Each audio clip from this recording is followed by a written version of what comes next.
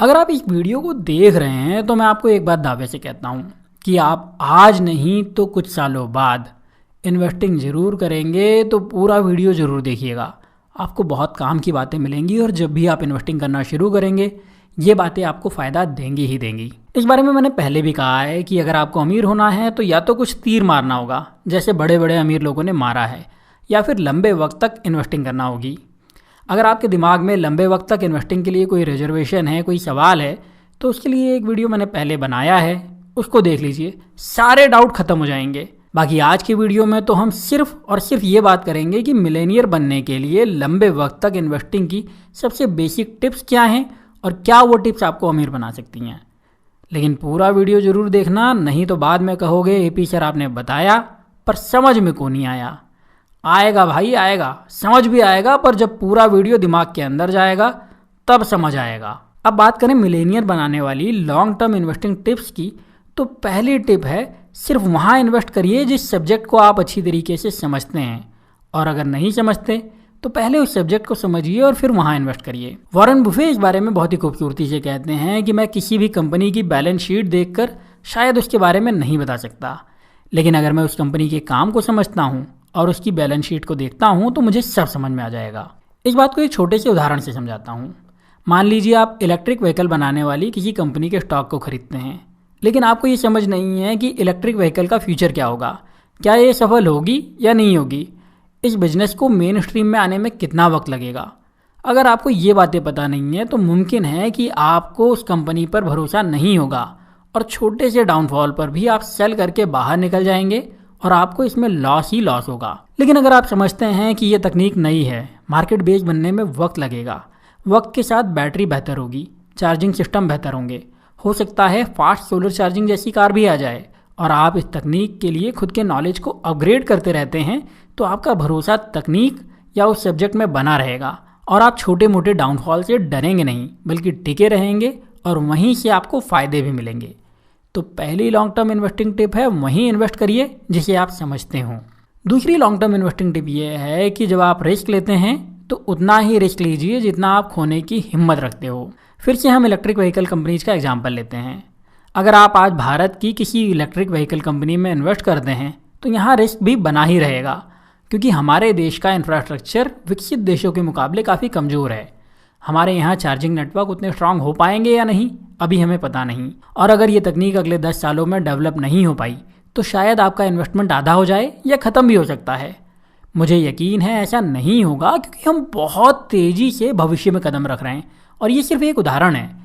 लेकिन नकारात्मक संभावना को देखा जाए तो इस सेक्टर में आपके इन्वेस्टमेंट के खोने का रिस्क भी बना रहेगा।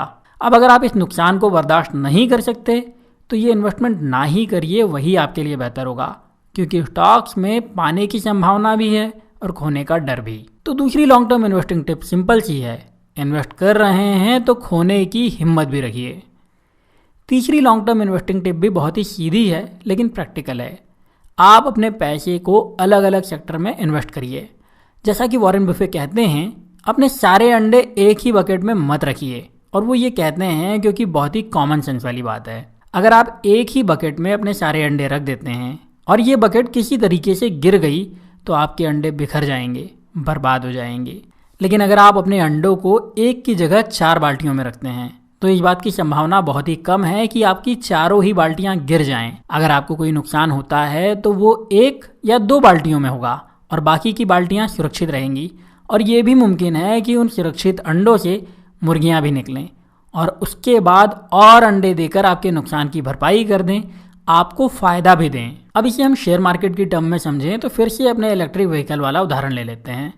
आपको भले ही इस बात का भरोसा हो कि इस सेक्टर में भविष्य में बहुत अच्छा रिटर्न मिलेगा, लेकिन फिर भी आपको अपना पूरा पैसा इसी सेक्टर में नहीं डाल देना चाहिए, बल्कि आपको ऐसे और सेक्टर एक्सप्लोर करना चाहिए जहां आपको फ़ायदे मिलने के चांसेज हो सकते हैं।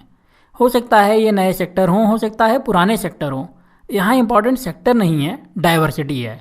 मतलब अपने अंडों को अलग अलग बाल्टी में रखने में ही समझदारी है।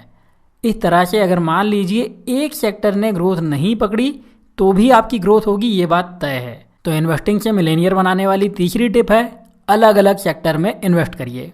इन्वेस्टिंग से मिलेनियर बनने की चौथी टिप है ऐसे स्टॉक्स में ज़्यादा इन्वेस्ट करना जो डिविडेंड या रिटर्न में ज़्यादा वैल्यू देते हैं। अब बहुत से लोग जो शेयर मार्केट में नए हैं वो ये कहेंगे कि ये क्या होता है भाई, हमको रिटर्न तो फिर भी समझ आ जाएगा पर डिविडेंड क्या है।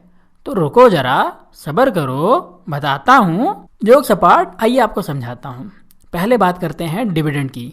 तो ये ऐसा है कि कंपनी साल के अंत में जब फ़ायदा कमाती है तो उस फ़ायदे का एक हिस्सा अपने शेयर धारकों को दे देती है।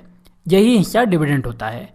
अगर आप उदाहरण के लिए एक कंपनी को लेते हैं जिसके कुल मिलाकर के 10 लाख शेयर हैं और कंपनी को 10 लाख रुपए का फ़ायदा हुआ है। अब कंपनी कहती है कि हम अपने फ़ायदे का 30% यानी कि 3 लाख रुपया डिविडेंड में दे देंगे। तो हर शेयर होल्डर को एक शेयर पर 30 पैसे मिलेंगे। जो शेयर की कीमत बढ़ रही है वो तो है ही। यहाँ ये गणित कंपनीज के हिसाब से थोड़ा और पेचीदा हो सकता है, लेकिन मूल भावना यही रहती है। अब बात करें रिटर्न की, तो ये सीधा सा गणित है कि जिस शेयर की वैल्यू जितनी ज़्यादा बढ़ सके वो उतना ज़्यादा रिटर्न देगा। मान लीजिए कि आपने एक स्टॉक 100 रुपये में खरीदा और अगले साल आज ही के दिन इसकी कीमत 130 रुपये हो गई, तो ये शेयर आपको एक साल में 30% का रिटर्न वैल्यू देने वाला हो गया है। तो इन्वेस्टिंग से अमीर होने के लिए, मिलेनियर बनने के लिए चौथी टिप है ज़्यादा डिविडेंड और रिटर्न देने वाली कंपनी में इन्वेस्ट करना। इन्वेस्टिंग से मिलेनियर बनने की पांचवी टिप है कभी भी पैनिक सेलिंग और ग्रीडी बाइंग नहीं करना। ये एक बहुत ही सिंपल सा फैक्ट है कि जो कच्चे शेयर इन्वेस्टर होते हैं वो अपने ज़्यादातर फैसले या तो लालच से लेते हैं या डर से, और यही दो गलतियां आपको बिल्कुल भी नहीं करना है। देखिए, शेयर मार्केट में हमेशा ही अप और डाउन आएंगे। कई बार ऐसे मौके आएंगे जब आपको लगेगा कि सब ऊपर जा रहा है। जिस शेयर की कीमत कल या परसों तक 50 रुपये थी, आज वो 350 रुपये की हो गई।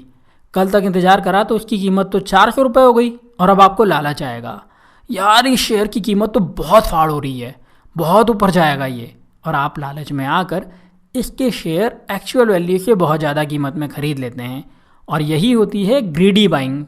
अब इस शेयर के दाम थोड़े से बढ़े, आपने सोचा और बढ़ेंगे, लेकिन मार्केट में करेक्शन आना शुरू हुआ, शेयर अपनी औकात पर आने लगा। जिस शेयर की कीमत कल तक 535 रुपये थी, आज 470 हो गई, और आपने इसे 480 रुपये पर ख़रीदा था, तो आपको लगता है एक दिन की बात है, फिर से ऊपर जाएगा। लेकिन अगले दिन एक और डिप आता है और आपको डर लगता है कहीं सब बर्बाद ना हो जाए, और आप डर के बेच देते हैं। यही होती है पैनिक सेलिंग। यहाँ ज़रूरी नहीं है कि जो उदाहरण मैंने दिए हैं वही सिचुएशन हो, यहाँ बहुत सारे वेरिएशन हो सकते हैं। लेकिन जब आप लालच में आकर के कोई खरीदी करते हैं तो वो ग्रीडी बाइंग होती है, और जहाँ डर के कारण आप शेयर बेच देते हैं वही पैनिक सेलिंग होती है। लॉन्ग टर्म इन्वेस्टर इस तरीके की गलती नहीं करते, वो हमेशा ही समझदारी से इन्वेस्ट करते हैं। वो अपने इन्वेस्टमेंट पर भरोसा करते हैं और उसे होल्ड करते हैं, और इसके साथ ही ज़रूरी यह है कि वो ओवर प्राइस कुछ भी नहीं खरीदते। इन्वेस्टिंग से मिलेनियर बनने के लिए जो छठी टिप है वो है एक प्लान बनाना, उस प्लान पर टिके रहना और लगातार आगे बढ़ते रहना। अब ये कैसे करना है, तो ये बहुत ही सिंपल सा रूल है। पहले आप ये सोच लीजिए कि हर महीने मुझे अपनी सेविंग के इतने प्रतिशत पैसे को स्टॉक्स में इन्वेस्ट करते जाना है, और इसको अभी टच नहीं करना है, इनफैक्ट कभी भी टच नहीं करना है। अब इसके बाद 4-5 अलग अलग सेगमेंट को चुन लीजिए, जैसे कि एक व्हीकल हो गया, एक फार्मा हो गया, कंस्ट्रक्शन हो गया, बैंकिंग हो गया, एविएशन हो गया, FMCG हो गया। ये सिर्फ उदाहरण है। आपको ऐसे सेक्टर लेना है जिनकी आपको समझ हो या जिनको आप आसानी से समझ सकते हो। इन सेक्टर में आप कुछ स्टॉक्स या कंपनीज को चुन लीजिए जहां आप लॉन्ग टर्म के लिए भरोसा कर सकते हैं, और हर महीने थोड़ा थोड़ा अलग अलग स्टॉक्स में इन्वेस्ट करते जाइए। अगर वो मुमकिन नहीं है तो एक महीने एक सेक्टर में इन्वेस्ट करिए, दूसरे महीने दूसरे में, तीसरे महीने तीसरे में, और ये प्रोसेस आपको आगे भी फॉलो करते रहना है। अब ज़रूरी नहीं है कि आपको यही प्लान बनाना है जो मैंने बताया है, आपको अपनी समझदारी से अपना प्लान बनाना है। आपको अपने बनाए हुए प्लान पर भरोसा करना है और बिना किसी डर या चिंता के उस भरोसे पर हर महीने और भरोसा करते हुए आगे बढ़ते रहना है। इस तरीके से प्लान बनाकर आगे बढ़ने पर शायद आपको शुरू में कोई फ़ायदा ना दिखे, लेकिन नुकसान होने के चांसेज ऑलमोस्ट 0 होंगे। और आप जब लॉन्ग टर्म में इन्वेस्ट करते रहेंगे तो आपको ये टिप मिलेनियर बना देगी, ये बात भी तय है, तो इसका ध्यान जरूर रखिए। और जो 7वीं लेकिन सबसे ज़्यादा ज़रूरी टिप है उसका ध्यान रखना बहुत ज़रूरी है, क्योंकि कई लोग ये गलती करते हैं और बर्बाद भी होते हैं। ये टिप है सारा कंट्रोल अपने हाथों में रखना। कई बार नए शेयर इन्वेस्टर सोचते हैं कि हम करेंगे तो कहीं कोई गलती ना कर दें, चलो इसीलिए हम किसी और से करवाते हैं। हमारे पास अपना डीमैट अकाउंट नहीं है तो किसी दोस्त की या रिश्तेदार की मदद ले लेते हैं। तो कुछ लोग किसी दोस्त या रिश्तेदार से कहेंगे, भाई हमारे 5,000 रुपये हैं, इन्वेस्ट कर दो। कुछ लोग किसी कंपनी के झांसे में आ जाएंगे और उनको अपने पैसे दे देंगे और इस उम्मीद से देंगे कि ये लोग आपके पैसे को उनके नाम से इन्वेस्ट करके आपको फ़ायदा दिलाएंगे। ध्यान रखिएगा दोस्तों, दुनिया में हर इंसान, हर कंपनी, हर व्यक्ति पहले अपना फ़ायदा देखेगा, फिर आपका फ़ायदा देखेगा। अगर उनका फ़ायदा हो रहा है तो आपका नुकसान उनके लिए कोई मायने नहीं रखता और वो गलत हैं भी नहीं। आप भी अगर उनको पैसे देने की बात कर रहे हैं तो अपने भले के लिए दे रहे हैं, अपनी लालच से दे रहे हैं, पर ये एक गलती कर रहे हैं। आप सोचिए, किसी रिश्तेदार को आपने हर महीने 3,000 रुपये 5 सालों के लिए दिए। वो हर महीने इस पैसे को इन्वेस्ट कर रहा है।